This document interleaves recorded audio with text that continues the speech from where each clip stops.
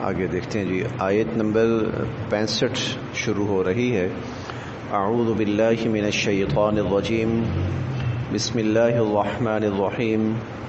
وَلَقَدْ عَلِمْتُمُ الَّذِينَ اعْتَدَوْا مِنْكُمْ فِي السَّبْتِ فَقُلْنَا لَهُمْ كُونُوا قِرَدَةً خَاسِئِينَ فَجَعَلْنَاهَا نَكَالًا لِمَا بَيْنَ يَدَيْهَا وَمَا خَلْفَهَا وَمَوْعِظَةً لِلْمُتَّقِينَ۔ وَلَقَدْ اور لقد، لام اور قد یہ دونوں تاکید کے معنی میں آتے ہیں۔ یقیناً، واقعتاً، تحقیق، ایسا ہی ہے۔ علمتم، تم جانتے ہو۔ وَلَقَدْ عَلِمْتُمْ، اور یقیناً تم جانتے ہو، اور ضرور بالضرور تم جانتے ہو، الذین، ان لوگوں کو، الذین، ان لوگوں کو، اعتدوا، جنہوں نے حد سے تجاوز کیا تھا، اعتدوا، جنہوں نے حد سے تجاوز کیا تھا، منکم، تم میں سے، فی السبت، فی میں، السبت، سبت کہتے ہیں ہفتے کا دن، السبت ہفتے کا دن، فی السبت ہفتے والے دن کے بارے میں، وَلَقَدْ عَلِمْتُمْ، تم یقیناً جانتے ہو، الذین، ان لوگوں کو، اعتدوا، جنہوں نے حد سے تجاوز کیا، منکم، تم میں سے، فی السبت ہفتے والے دن کے بارے میں،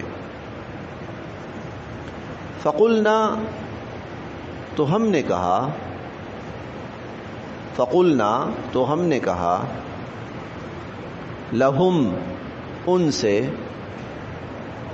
کونو، تم بن جاؤ، ہو جاؤ، بن جاؤ، قردۃً، بندر، خاسئین، ذلیل و رسوا، کونو قردۃً خاسئین، تم ذلیل و رسوا بندر بن جاؤ، وَلَقَدْ عَلِمْتُمْ، یقیناً تم جانتے ہو، الذین، ان لوگوں کو، اعتدوا منکم، جنہوں نے تم میں سے حد سے تجاوز کیا، فی السبت ہفتے والے دن کے بارے میں، فقلنا، تو ہم نے ان سے کہا، کونوا قردۃً خاسئین، تم ذلیل و رسوا بندر بن جاؤ۔ یہ بنی اسرائیل کی تاریخ کا ایک واقعہ ہے، لیکن یہ حضرت موسیٰ علیہ السلام کے زمانے کا واقعہ نہیں ہے، یہ حضرت داؤد علیہ السلام کے زمانے کا واقعہ ہے، یعنی اس سے کافی بعد، حضرت موسیٰ علیہ السلام سے کافی بعد۔ یہ ساری جو گفتگو چل رہی ہے، یہ حضرت موسیٰ علیہ السلام کے زمانے کی چل رہی ہے، اور آگے جو گفتگو چلے گی وہ بھی حضرت موسیٰ علیہ السلام کے زمانے کی چلے گی۔ ان دو آیات کے بعد جو گفتگو آگے چل رہی ہے وہ بھی حضرت موسیٰ علیہ السلام کے زمانے کی، لیکن درمیان میں ان دو آیات میں اللہ تعالیٰ ایک واقعہ لے کر آئے ہیں، اور وہ واقعہ بعد کا ہے۔ لیکن اس سے اوپر والی ہم آیت پڑھیں نا تو اس میں ہے کہ ثم تولیتم من بعد ذلک، اس کے بعد بھی تم اللہ کے حکم سے منہ پھیرتے رہے، اللہ کے حکم سے تم منہ پھیرتے رہے۔ اسی ضمن میں اللہ تعالیٰ ان کی تاریخ کا ایک واقعہ یہاں پر بیان فرما رہے ہیں۔ اس کو کہا جاتا ہے واقعہ السبت، ہفتے والے دن کا واقعہ، اور وہ یہ ہے کہ یہود پر جو اللہ تعالیٰ نے ہفتے کا دن تھا وہ عبادت کے لیے مقرر فرمایا تھا کہ اس دن تم نے صرف عبادت کرنی ہے، اور جو ضروری حوائجات ہوتی ہیں، حاجات، وہ تو پوری کرنی ہے، کھانا ہے، پینا ہے، چلو کہیں آرام کرنا ہے، لیکن اس کے علاوہ باقی معمولات زندگی بالکل معطل اور موقوف رہیں گے ہفتے والے دن۔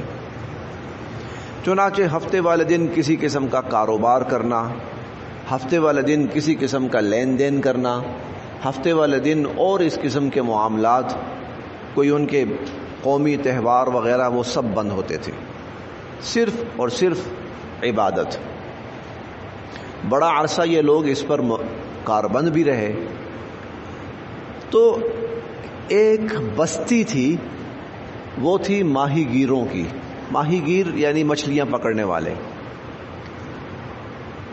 مچھلیاں پکڑنے والے۔ اللہ تعالیٰ نے ان کی آزمائش کا فیصلہ فرمایا۔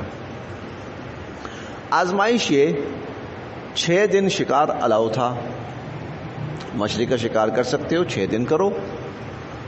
7واں دن ہفتے کا ہے، ہفتے والے دن ممنوع ہے، ہفتے والے دن شکار نہیں کر سکتے، عبادت کا دن ہے۔ اب آزمائش یہ ہوئی کہ یوم سبتہم شرعا و یوم لا یسبتون لا تأتیہم کذالک نبلوہم۔ ہفتے والے دن جو مچھلیاں ہیں نا، وہ بڑے سامنے آمنے پھر رہی ہیں بالکل، کہ ہاتھ بڑھا کر پکڑی جا سکیں۔ اور جب ہفتے کا دن نہیں ہوتا تھا تو مچھلی کا نام و نشان بھی نہیں۔ اب اتوار والا دن وہ آئے ہیں مچھلیاں پکڑنے کے لیے، تو مچھلی کا نام و نشان بھی نہیں۔ اور ہفتے والے دن جب ممانعت ہے، ممنوع ہے، تو مچھلیاں ہی مچھلیاں۔ اب یہ بڑے پریشان، پکڑنا چاہتے ہیں پکڑ نہیں سکتے، اور جب پکڑ سکتے ہیں تو مچھلی کوئی نہیں ہے۔ اب انہوں نے سوچا کہ کوئی ایسا طریقہ، کوئی ایسا ہیلا ہونا چاہیے کہ ہم مچھلیاں بھی پکڑ لیں، اور وہ جو وعید ہے کہ اتوار والے دن، ہفتے والے دن مچھلی نہیں پکڑنی، اس سے بھی بچ جائیں۔ تو یہ انسان ایسا ہے کہ یہ اللہ کے ساتھ نا 2 نمبری کرنے کی کوشش کرتا ہے۔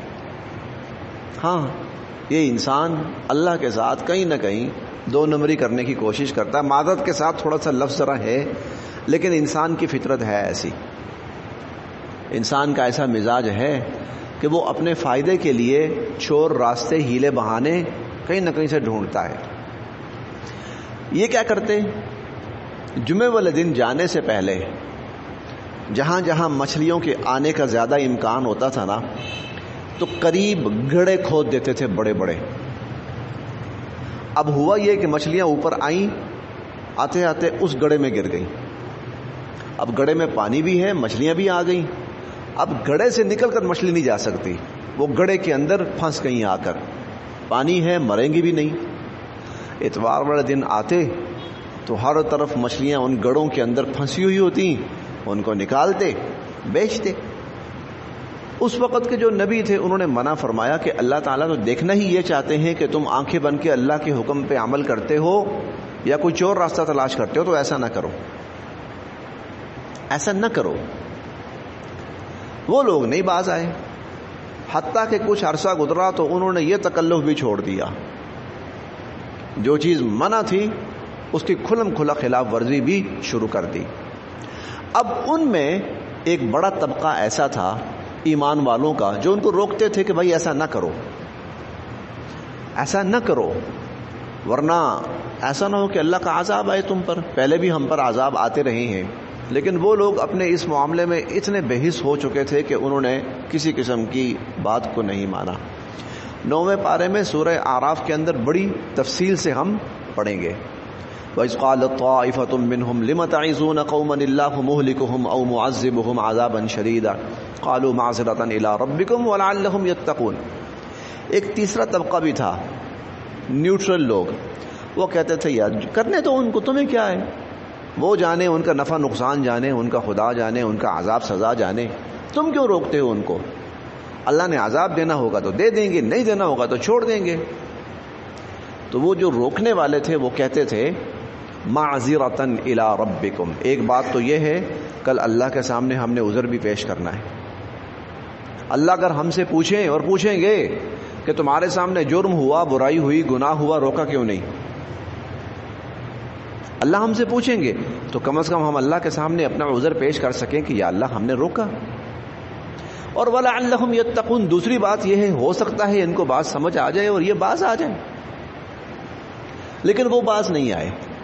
بالآخر ایمان والوں نے ان سے قطع تعلقی کر لی، الگ ہو گئے. اور وہ جو لوگ تھے جو اس جرم کے اندر اور گناہ کے اندر مبتلا تھے وہ لگے رہے.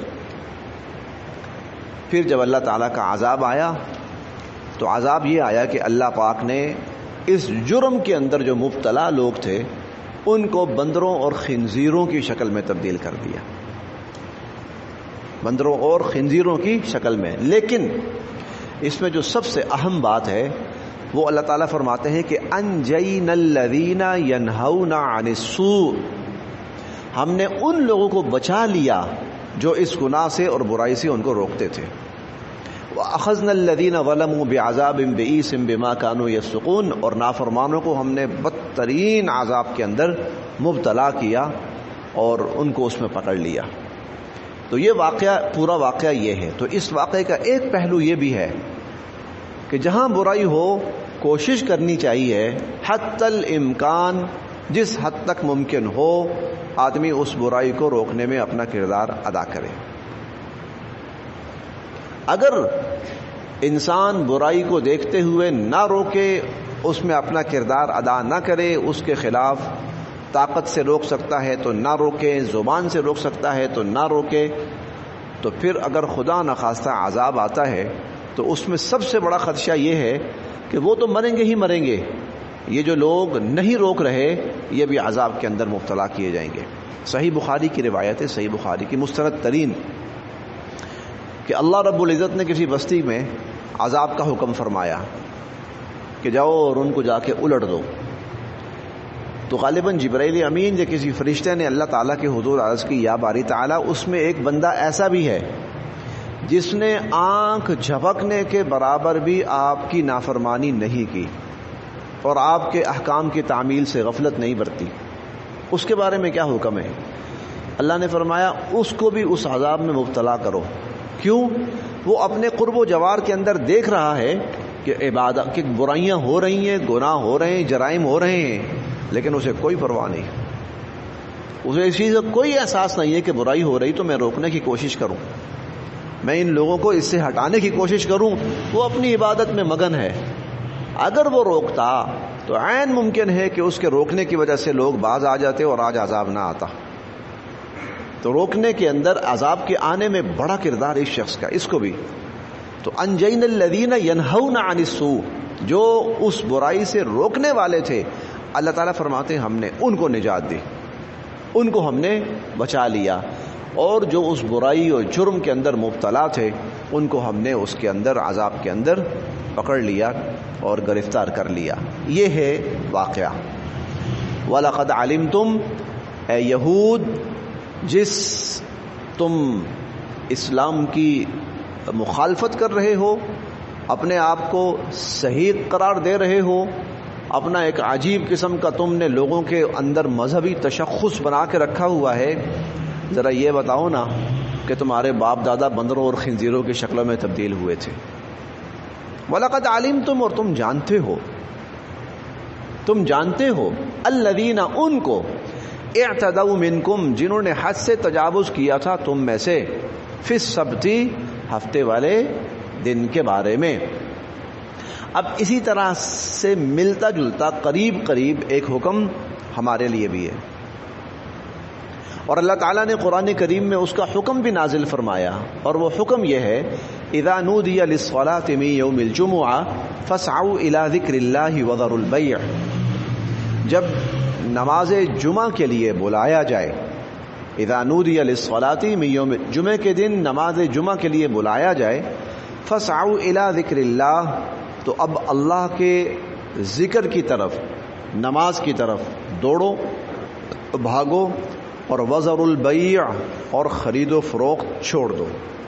لفظ صرف خرید و فروخت کا ہے، لیکن یہ حکم ہر قسم کی مصروفیت کے لیے ہے کہ جس کی وجہ سے آدمی نماز جمعہ سے رہ جائے اور نماز جمعہ میں نہ پہنچ پائے. ہر قسم کی مصروفیت، حتیٰ کہ اس وقت کسی کا نکاح ہے وہ اپنا نکاح چھوڑے نماز جمعہ کے لیے آئے، اور کوئی شخص اور کسی کام کے اندر مشغول ہے، مصروف ہے، وہ اس کام کو چھوڑے. پڑھانے والا پڑھائی کو چھوڑے، ہاں لکھنے والا لکھائی کو چھوڑے، گاڑی چلانے والا گاڑی کو چھوڑے، دکان والا دکان کو چھوڑے، ڈلیوری والا ڈلیوری کو چھوڑے، رپورٹنگ والا رپورٹنگ کو چھوڑے، ہر بندہ ہر قسم کی مصروفیات ترک کرے اور نماز جمعہ کی ادائیگی کے لیے حاضر ہو جائے۔ اس وقت سب کے لیے یہ حکم ہے۔ اور اذان کے بعد جب جمعے کی اذان ہو چکی ہے، جو شخص جہاں نماز پڑھنے جاتا ہے اس کے لیے وہی اذان ہے، جو شخص جہاں نماز پڑھنے جاتا ہے اس کے لیے وہی اذان ہے۔ تو جو ہی اذان ہوئی اس کے بعد اگر وہ خرید و فروخت کرتا ہے تو وہ ناجائز ہے، وہ حرام ہے۔ اور پھر اللہ تعالیٰ یہ بھی فرماتے ہیں فَإِذَا قُضِيَتِ الصَّلَاةُ، نماز ہو گئی، فَانتَشِرُوا فِي الْأَرْضِ، جاؤ اب کماؤ، اب اپنی ساری ایکٹیویٹیز وہ بحال کرو، جاؤ اپنی مصروفیات کے اندر مشغول ہو جاؤ، رزق کماؤ، روزی کماؤ، اب ڈلیوری کرو، اب دکان کھولو، اب بزنس کرو، اب ڈیل کرو، سب کچھ۔ لیکن نماز جمعہ کے لیے جب اذان ہو جائے، بلایا جائے یعنی اذان ہو جائے، تو پھر اس قسم کا ہر کام چھوڑ دو۔ اب یہاں اگر کوئی ڈنڈی مارنے کی کوشش کرے گا کسی بھی طرح کی تو وہ پھر بنی اسرائیل میں سے پہلی اذان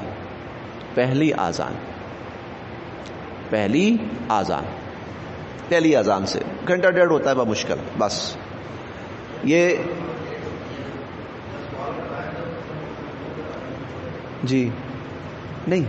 اذا نودی للصلاة من یوم الجمعہ، جب نماز جمعہ کے لیے اذان دے دی جائے، بلا لیا جائے، اذان ندا اذان ہے نا، اذان ہو جائے، اسی لیے جی کب تو پھر اب کیوں ہوتی ہے؟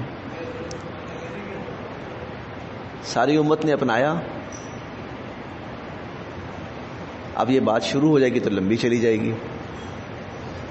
اب ہو سکتا ہے کوئی ساتھی یہ کہہ دے کہ حضور کے زمانے میں تو تراویح بھی نہیں ہوتی تھی، پورا مہینہ اور ساری زندگی۔ آپ نے بات شروع کر دی ہے تو میں اس کا مختصر جواب دے دیتا ہوں۔ حضور صلی اللہ علیہ وسلم نے جس کام کو امت کے لیے چھوڑا ہے کہ امت یہ کام کرے، اسے کہا جاتا ہے حضور صلی اللہ علیہ وسلم کی سنت۔ ہر عمل نہیں، حضور علیہ الصلوۃ والسلام کا ہر عمل سنت نہیں ہے۔ کچھ اعمال ایسے ہیں جو حضور علیہ الصلوۃ والسلام نے مجبوری کے تحت کیے ہیں، وہ سنت نہیں ہے۔ کچھ اعمال ایسے ہیں جو حضور صلی اللہ علیہ وسلم کی خصوصیت ہیں، وہ سنت نہیں ہے۔ یاد رکھیے گا، یہ فرق یاد رکھنا ہے۔ ہر عمل حضور علیہ الصلوۃ والسلام کا سنت نہیں ہے۔ سنت وہ عمل ہے جس کو امت کے لیے چھوڑا ہے کہ امت اس پر عمل کرے، اور امت کو حکم دیا گیا اور تاکید کی گئی کہ تم یہ کام کرو۔ ورنہ حضور علیہ الصلوۃ والسلام نے 6 اور 7 دن کا مسلسل روزہ رکھا ہے۔ عمل تو نبی کا ہے۔ صحابہ کرام نے تھوڑی سی نقل کرنے کی کوشش کی تو منع فرما دیا، نہیں بھائی نہیں، تم نے نہیں کرنا یہ۔ ایکم مثلی، تم میں سے کون ایسا کر سکتا ہے؟ یطعمونی ربی ویسقینی، مجھے تو میرا رب کھلاتا ہے اور پلاتا ہے، تم بس صبح سے شام تک والا روزہ رکھو۔ اس طرح کے بے شمار اعمال حضور صلی اللہ علیہ وسلم کے ایسے ہیں جو آپ کی خصوصیات میں سے ہوں گے، یا کوئی عمل ایسا ہے جو حضور علیہ الصلوۃ والسلام نے کسی مجبوری کے تحت کیا ہوگا، وہ سنت نہیں ہے۔ کھڑے ہو کر پانی پینا حضور علیہ الصلوۃ والسلام سے منقول ہے، آپ نے کیا ہے، سنت نہیں ہے، وہ کسی مجبوری کے تحت کرنا پڑ گیا حضور صلی اللہ علیہ وسلم کو۔ اس طرح کی اور کئی مثالیں۔ تو جو کام حضور صلی اللہ علیہ وسلم نے امت کے لیے اختیار فرمایا اسے حضور علیہ الصلوۃ والسلام کی سنت کہتے ہیں۔ پھر حضور علیہ الصلوۃ والسلام نے ساری انسانیت کو، امت مسلمہ کو ایک حکم دیا، اور وہ حکم یہ دیا کہ علیکم بسنتی وسنت الخلفاء الراشدین المہدیین، جس طرح میری سنت تمہارے لیے لازم ہے، اسی طرح خلفائے راشدین جس کام کو بطور سنت بطور طریقہ جاری کریں تو وہ خلفائے راشدین کی سنت ہوگی، اس کو اپنانا بھی تمہارے اوپر لازم ہے۔ ان دونوں کو اکٹھے ذکر فرمایا، الگ الگ نہیں۔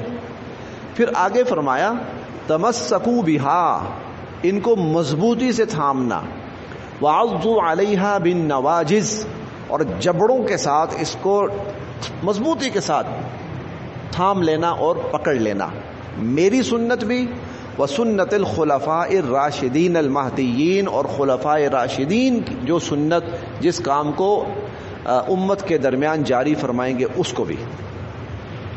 اب بہت ساری چیزیں ایسی ہیں جو حضور علیہ الصلوۃ والسلام کے زمانے میں نہیں تھی، کسی بھی وجہ سے خلفائے راشدین نے اس کی ضرورت کو محسوس کیا اور محسوس کر کے اس کو امت میں جاری کیا۔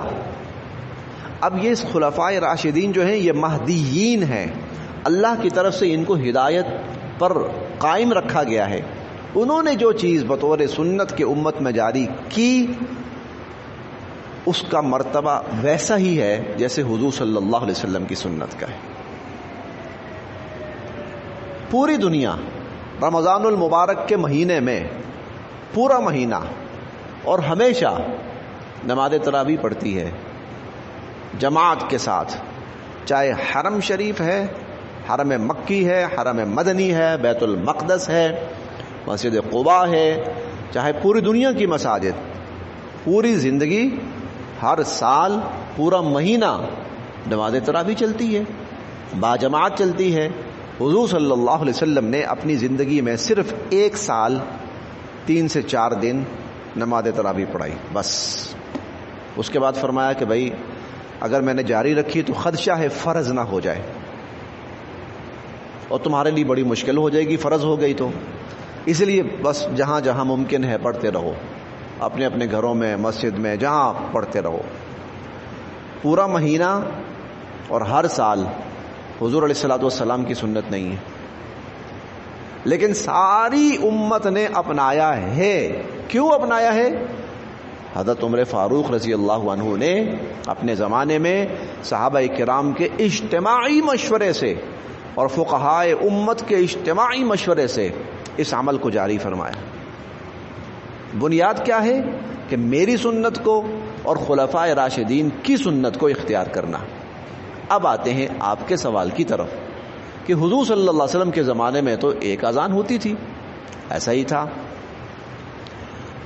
اذان ہوتی تھی، آپ تشریف لاتے تھے، 2 خطبے ارشاد فرماتے تھے کھڑے ہو کر، وہ جو ہمارے ہاں عربی والے خطبے ہوتے ہیں۔ ابھی اسلام عرب کے اندر اندر تھا، اب اسلام پھیلنا شروع ہو چکا، عرب سے باہر نکلا ہے، حضرت عثمان رضی اللہ عنہ کا زمانہ ہے۔ تو صحابہ کرام نے حضور صلی اللہ علیہ وسلم کی اسی ترتیب کو قائم رکھا، آپ کے جو احکامات تھے، جو احادیث تھیں یا قرآن کی آیات وہی پڑھتے تھے بس۔ اب آگے ہیں ایران والے، آگے ہیں اور ممالک والے، افریقہ والے، عرب والے، عرب سے باہر والے، بھائی ان کو تو سمجھ ہی نہیں آتی کہ یہ کیا احادیث ہیں اور کیا قرآن کی آیات ہیں، ان کی تو زبان ہی نہیں ہے۔ اب کیا کریں؟ اب مختلف علاقوں سے یہ مسئلہ حضرت عثمان رضی اللہ عنہ کے پاس پہنچا، جی ہمارے لیے کیا حکم ہے، کیا کریں؟ اگر لوگوں کو کوئی نصیحت کرنی ہے تو اس کے لیے ہمیں اس میں تبدیلی کرنی پڑے گی۔ حضرت عثمان رضی اللہ عنہ نے تمام صحابہ کرام جو بڑے بڑے جن سے مشاورت ہوتی تھی، جو دینی اثر رسوخ رکھتے تھے، فقہا تھے، ان کو جمع فرمایا کیا کیا جائے۔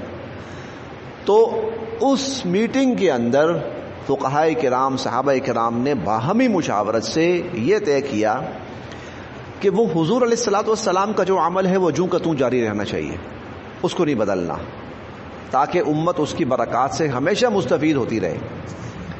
البتہ یہ ہے کہ ہر علاقے کا جو امام ہے، خطیب ہے، وہ اس سے قبل لوگوں کی ضروریات کو سامنے رکھتے ہوئے لوگوں کی زبان میں ان کے مسائل کے بارے میں تھوڑی سی گفتگو کر لیا کرے، اس کے بعد پھر جو حضور علیہ الصلوۃ والسلام کا عمل تھا وہ جاری رہے۔ تو تب سے 1400 سال سے حضرت عثمان رضی اللہ تعالیٰ عنہ کی سنت، یہ عمل اس طریقے سے امت کے اندر جاری ہے۔ وقت کے اختصار کی بنا پر 2 مثالیں عرض کی ہیں، باقی جو لوگ ذوق رکھتے ہیں تو وہ اس میں اور بھی اس قسم کی بے شمار مثالیں وہ آپ کے سامنے آ سکتی ہیں۔ تو جی ہاں جی، وہ تو اپنا اپنا ٹائم ہوتا ہے۔ جب ٹائم شروع ہو گیا نا ظہر کا ٹائم شروع ہو گیا ہے تو پھر وہ اذان دی جا سکتی ہے۔ اس میں زیادہ بہتر یہ ہوتا ہے کہ کم سے کم وقت رکھا جائے، پہلی اذان اور دوسری اذان کے درمیان کم وقت رکھا جائے، تاکہ لوگ اپنے جو باقی معمولات ہیں وہ بھی نمٹا کر نماز جمعہ کے لیے، بیان جمعہ کے لیے پہنچ جائے کریں۔ لیکن یہ جو حکم ہے یہ پہلی اذان سے، یہ دوسری اذان سے نہیں ہے، پہلی اذان سے یہ حکم شروع ہو جاتا ہے۔ وَلَقَدْ عَلِمْتُمْ، یقیناً تم جانتے ہو، الَّذِينَ، ان لوگوں کو، اعتدوا منکم، جنہوں نے تم میں سے حد سے تجاوز کیا، فی السبت، ہفتے والے دن کے بارے میں، فَقُلْنَا لَهُمْ، تو ہم نے ان سے کہا، خلفائے راشدین کا مقام اور مرتبہ بہت بڑا ہے، بہت بلند ہے۔ یہ 4 گواہ قتل کے لیے 4 گواہ کافی ہو جائیں اور مجرم کو سزا دے دی جائے، یہ حضرت علی رضی اللہ عنہ نے جاری فرمایا تھا۔ حضرت علی رضی اللہ خلفائے راشدین، حضور علیہ الصلوۃ والسلام نے ان کے بارے میں فرمایا تھا۔ خلفائے راشدین کا مطلب پتہ کیا ہے؟ اور ان کے زمانے کو خلافت راشدہ کہا جاتا ہے، یعنی حضور صلی اللہ علیہ وسلم جس نہج پر اور جس پیٹرن پر چھوڑ کے گئے تھے، انہوں نے اس نظام کو اسی نہج اور اسی پیٹرن پہ چلایا ہے۔ بعیدہ حضور علی منہاج النبوہ، نبوت کے طریقے پر انہوں نے اس نظام کو لے کر چلایا ہے۔ اس لیے ان کی زندگی آپ دیکھیں بڑی عجیب نظر آتی ہے۔ ان خلفائے راشدین کی اپنی ذاتی زندگی فقر و فاقہ اور مفلسی کسی کی زندگی ہے ان کی۔ انہوں نے کوئی عیش و عشرت نہیں کی، انہوں نے کوئی اس دور سے، حالانکہ تھوڑا دور نہیں تھا، عمر رضی اللہ عنہ کا دور 12 سال کا دور تھا، عثمان رضی اللہ عنہ کا دور 12 سال کا دور تھا، اور پوری امت مسلمہ کا بلا شرکت غیر ایک حکمران، ایک خلیفہ۔